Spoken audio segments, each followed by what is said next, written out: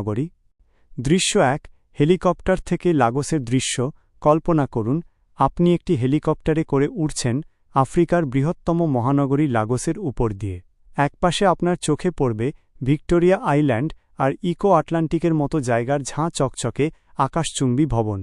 এটি সেই লাগোস যা নাইজেরিয়ার অর্থনৈতিক হৃৎপিণ্ড এবং নলিউড নামে পরিচিত বিশ্বের দ্বিতীয় বৃহত্তম চলচ্চিত্র শিল্পের প্রাণকেন্দ্র। কোটি কোটি মানুষের কাছে এটি সুযোগ এবং স্বপ্নের এক উজ্জ্বল বাতিঘর। দৃশ্য ২। লাগোসের বস্তি এলাকা এবং ট্রাফিক। এবার হেলিকপ্টারটি ঘুরিয়ে শহরের অন্য দিকে নিয়ে যাওয়া যাক। এখন আপনার চোখের সামনে ভেসে উঠবে মাকুকো পানির উপর ভাসমান এক বিশাল বস্তি, যেখানে হাজার হাজার মানুষ কাঠের তৈরি নড়বড়ে ঘরে অস্বাস্থ্যকর পরিবেশে বাস করে। আপনার কানে আসবে লক্ষ লক্ষ গাড়ির হর্নের কান ফাটানো শব্দ, যা শহরের কুখ্যাত যানজট বা গোস্লো এর নিত্যনৈমিত্তিক চিত্র। দৃশ্য ৩। লাগোসের বৈপরীত্য। এটিও লাগোস। একই শহরের দুটি ভিন্ন, প্রায় পরস্পর বিরোধী চেহারা। একদিকে সীমাহীন সম্পদ, অন্যদিকে চরম দারিদ্র্য। একদিকে আধুনিকতার হাতছানি, অন্যদিকে বিশৃঙ্খলা এবং টিকে থাকার লড়াই।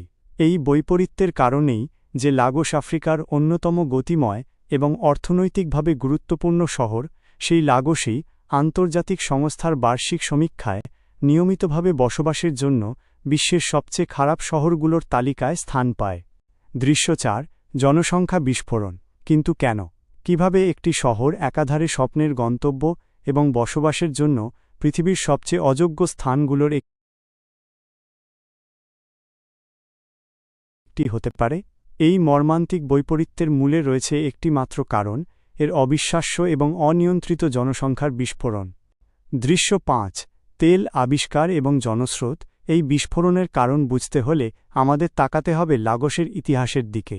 ১৯৭০-এর দশকে নাইজেরিয়ায় তেল আবিষ্কারের পর অর্থনৈতিক কর্মকাণ্ডের কেন্দ্রবিন্দু হয়ে ওঠে লাগোস।